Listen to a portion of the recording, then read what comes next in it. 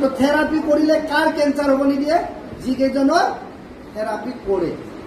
এতিয়া ঘৰৰ বাকী মেম্বাৰ কেইটা থেৰাপি নকৰে, তেওঁলোকৰ কেঞ্চাৰটো নাহিব নেকি? না আপোনালোকে আৰামত থেৰাপি লৈ ঘৰৰ গোটেইকেইটাকে ক'লে হ'ল আহা মোৰ ওচৰত চবে বহি যোৱা, হ'ব? তেনেকে নহ'ব।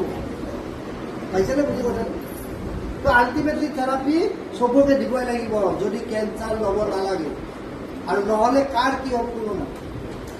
সেই বস্তুটোৱে কৈ আছো যে কেঞ্চাৰ প্ৰটেক্ট কৰাৰ কাৰণে এটাই ৰাস্তা আছে, মোকাবিলা কৰিব। এতিয়া মানুহে কৈ আছে ৰিজাল্ট ৰিজাল্ট ৰিজাল্ট। আৰে আপোনাৰ বডিত কেঞ্চাৰ আহিব নিদিয়ে, এইটো ৰিজাল্ট নহয়। সেইটো ৰিজাল্ট কেনেকৈ দেখা পাব? এতিয়া এজন মানুহে কৈছে মই থেৰাপি লৈ আছো, কিনো ৰিজাল্ট পাইছো, মইতো গমেই পোৱা নাই। আপোনাৰ বডিত কেঞ্চাৰ হ'ব দিয়া নাই আৰু তাত কি ডাঙৰ ৰিজাল্ট